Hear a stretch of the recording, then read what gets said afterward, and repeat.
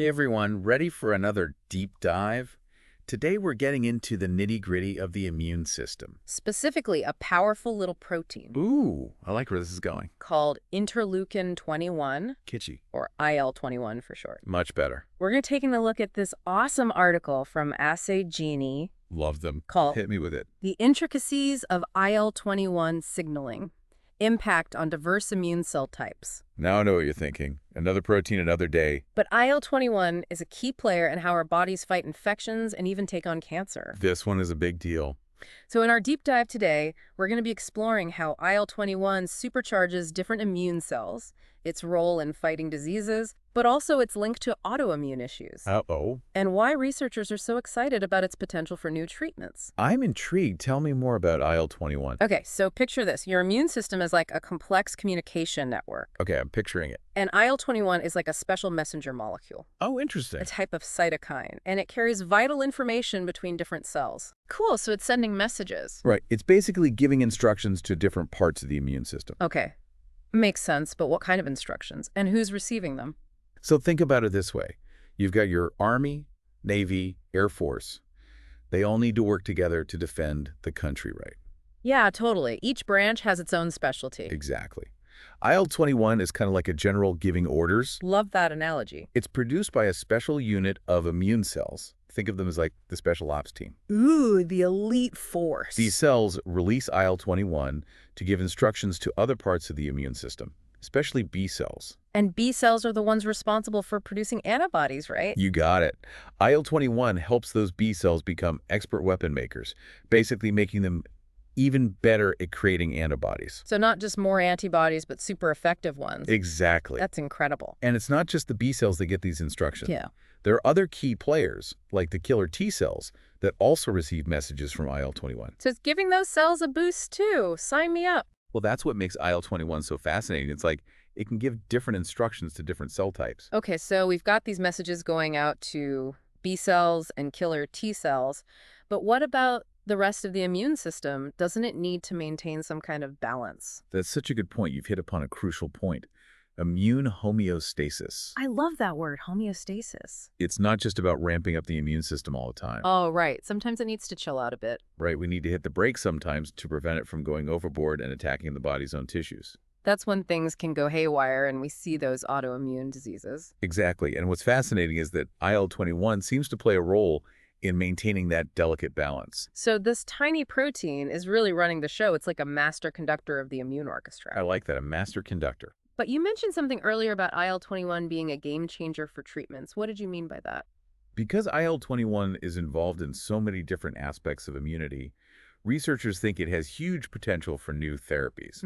Ooh, tell me more. So we're talking about boosting IL-21 to enhance our immune system's attack on cancer cells, Amazing. and even blocking it to calm down an overactive immune response in autoimmune diseases. Okay, I am officially hooked. That is amazing. So tell me more about how this could actually work. So there's tons of research going on right now, but one exciting area is its use in CAR T-cell therapy.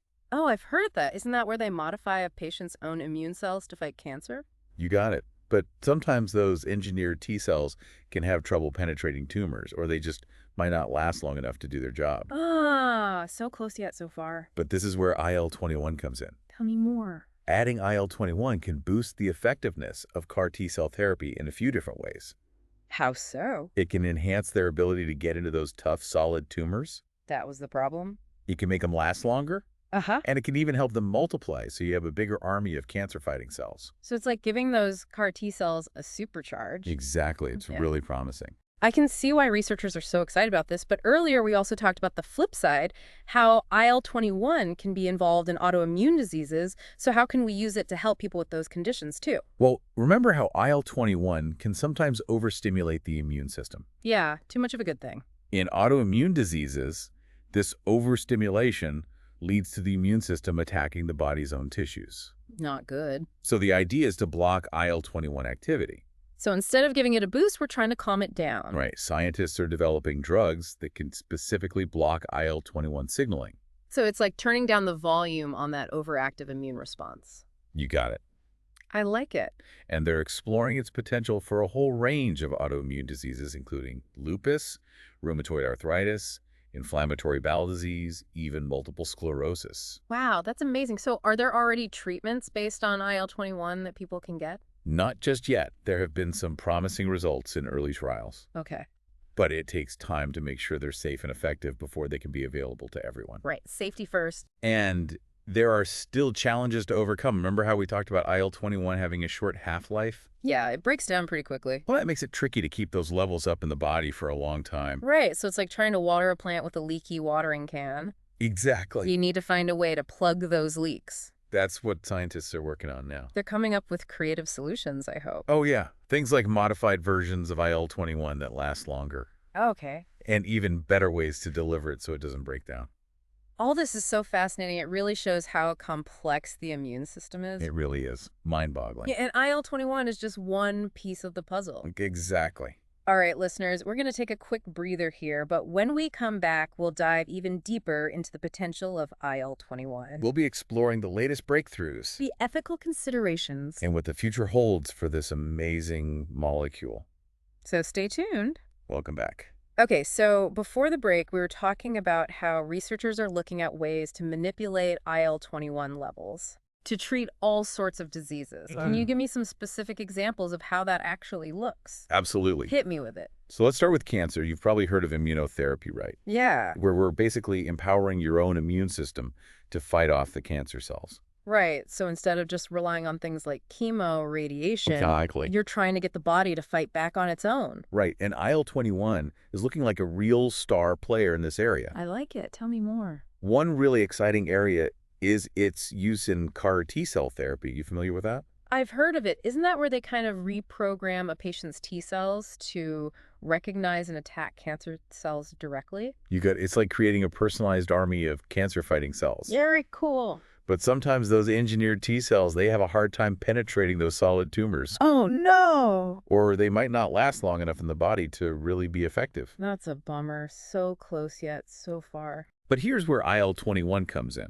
Researchers are finding that adding IL-21 to the mix can really make CAR T-cell therapy much more effective. Oh, that's great. How so?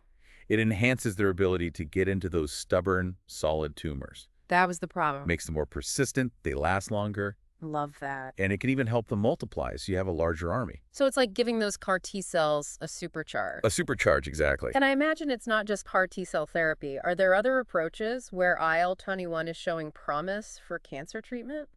Yeah, absolutely. So another approach is combining IL-21 with other immunotherapies, like checkpoint inhibitors. I've heard of those, checkpoint inhibitors. Yeah. Those are the drugs that help release the brakes on the immune system, right? Exactly. They work by blocking certain proteins that normally prevent the immune system from going into overdrive. Right, because we don't want the immune system to be too strong and start attacking healthy cells. Exactly. But sometimes those brakes are a little too strong, and they prevent the immune system from getting rid of those cancer cells. Oh, I see. So the checkpoint inhibitors take the foot off the brake pedal, and then IL-21 steps on the gas. Perfect analogy. Huh. The idea is that you combine these therapies, I like it. create a 1-2 punch against the cancer, Very cool. unleash the full power of the immune system. Now, we've talked a lot about the potential of IL-21 for treating cancer, which is obviously a huge deal. Absolutely. But earlier, we also talked about how it can actually be involved in autoimmune diseases. So how are scientists looking at using it to help people with those conditions? Right. So in autoimmune diseases, this overstimulation from IL-21 leads to the immune system mistakenly attacking the body's own tissues. Oops, not good. So the approach here is to block IL-21 activity. So instead of giving the immune system a boost, we're trying to calm it down a bit. Exactly. Scientists are developing drugs that can specifically target and block IL-21 signaling. Interesting. It's like turning down the volume on an overactive immune response. I like that analogy, turning down the volume. And this approach is being explored for a whole range of autoimmune diseases. Oh, wow. It's like what? Lupus, Okay. rheumatoid arthritis, inflammatory bowel disease, even multiple sclerosis. That's a pretty impressive list. So are there any treatments based on this approach that people can actually get right now? Not just yet, but there have been some really promising results in early-stage clinical trials. Okay, so there's hope for the future. Definitely. But, it takes time to make sure a new drug is safe and effective. Of course, safety first. And there are still challenges. Remember, we talked about IL-21 having that short half-life. Yeah, it breaks down pretty quickly. Well, that makes it hard to maintain those therapeutic levels in the body for extended periods of time. So it's like trying to water a plant with a leaky watering can. Sure, that. You're constantly having to refill it. That's a great way to put it. So are scientists coming up with any workarounds for that? They are. Tell me more. They're looking at things like creating modified versions of IL-21 that are more stable. Oh, interesting. So they last longer. Exactly. And developing new ways to deliver the molecule so that it's protected from degradation. Wow. It's incredible to think about all the work that's going on behind the scenes to bring these new treatments to people who need them. Oh, yeah, it's really exciting. And it's not just about the science itself. It's also about the potential impact on people's lives. Absolutely. That's what keeps us going. But even with all this progress, I imagine there's still a lot we don't know about IL-21. There is. That's the beauty of scientific research. There's always more to learn. True. And one of the big questions is, will everyone respond to IL-21-based therapies in the same way? That's a great question. Is it possible that some people might benefit more than others? Yeah, that's definitely a possibility. Things like genetics, a person's age, Oh, right, of course. overall health, and the specific disease they have, these can all influence how they respond. So it's not a one-size-fits-all kind of thing. Not necessarily. Makes sense. And this is where the idea of personalized medicine comes in. Ah, personalized medicine. I love that. Where treatments are tailored to an individual's unique needs based on their specific characteristics. So in the context of IL-21, this could involve identifying specific biomarkers. Biomarkers, those are like little clues in a person's genes or blood that can tell us something about their health, right? Exactly. So we can predict who's most likely to benefit from a certain treatment. So it's like saying, okay, based on your union profile, this specific IL-21 treatment is going to be the best fit for you. That's the goal. Amazing. And it's not just about effectiveness, it's also about minimizing any potential side effects. Oh, right, because we talked earlier about how IL-21 has the potential to overstimulate the immune system. Right. And I imagine that could lead to some problems if it's not carefully controlled. Exactly. And that's why researchers are also investigating ways to really fine-tune these therapies so they only target the specific cells or pathways involved in a particular disease. Ah, so we're not disrupting the whole immune system, we're just making very precise adjustments. Exactly, you got it. It's really amazing to think about how much progress has been made in understanding this tiny protein. Oh, look at this. And how it could potentially be used to help so many people. It really highlights the importance of research Absolutely. and the fact that there's always more to discover. Well, before we get carried away with all the amazing possibilities, Sure. let's just take a moment to recap what we've learned about IL-21 so far. I think that's a great idea. Make sure our listeners are all on the same page. Right, let's solidify those key takeaways before we move on to the final part of our deep dive. Okay, so let's do a quick recap of what we've learned about IL-21. Sound good? It's this super important protein that's like a master communicator in the immune system. It's involved in so many things. Boosting those antibodies, Right. fine-tuning our killer T cells, Uh-huh. even influencing those messenger cells. And the cleanup crews? It's incredible how one tiny molecule can do so much. It's pretty amazing. But it's not just about multitasking, it's about keeping that immune system in check. That's the key, that balance. IL-21 can be a powerful weapon against infections and cancer. Right. But too much of it can lead to those autoimmune problems, This is a double-edged sword. which makes its therapeutic potential super exciting, Huge potential. but also pretty challenging. For sure. We talked about how researchers are exploring ways to both boost and block IL-21, Right. depending on the disease. Tailoring the approach. Exactly. It's like finding the right volume knob for the immune response. Love that analogy. So we've seen how IL-21 could enhance those cutting-edge cancer therapies like SANR T-cell therapy, Right. and how blocking it could offer new options for people with autoimmune conditions. It's really exciting research. It is. But what are some of the biggest hurdles that scientists still need to overcome to turn these research findings into real treatments? Well, that short half-life is a big one. Oh, right. IL-21 breaks down so quickly in the body. Yeah. It makes it tricky to maintain those therapeutic levels for long enough to be effective.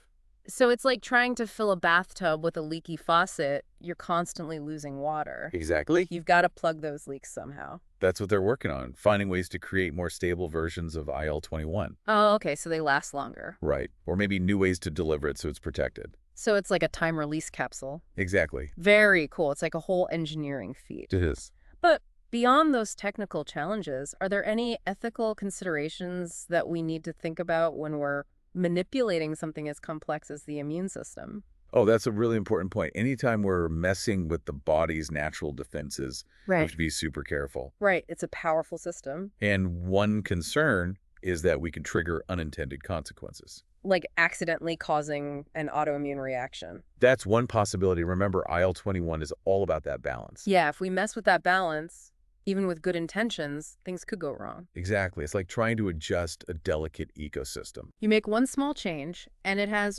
ripple effects throughout the entire system. Exactly. So that's why this research is moving forward very cautiously. Makes sense. They're doing lots of trials to make sure these new therapies are safe Safety first. and that they're actually effective. So it's a bit of a balancing act, harnessing the power of IL-21 It is. without throwing the whole immune system out of whack. Exactly. And that's where personalized medicine comes in. Right. Tailoring the treatment to the individual. Finding that perfect fit. Exactly. So by identifying those biomarkers, Those little clues. we can start to predict who's likely to benefit from a specific IL-21 therapy. And minimize the risks. It's incredible to think that we might be able to treat diseases that were once considered incurable. I know, it's really amazing. And it shows how powerful scientific curiosity can be. Absolutely. Who knew that such a tiny protein could have such a huge impact? It's mind-boggling. Well, it's safe to say that IL-21 is officially a superstar of the immune system. Definitely a superstar. But even after all we've learned today, it feels like we've just scratched the surface. Oh, there's so much more to discover. I love that the journey of scientific discovery never really ends. It's a constant exploration. So to all our listeners out there, stay curious, keep asking those questions, Never stop learning. because who knows what amazing breakthroughs are just around the corner. There's always something new to find. Thanks for joining us on this deep dive into the world of IL-21. It's been a pleasure. Until next time, stay informed and stay inspired.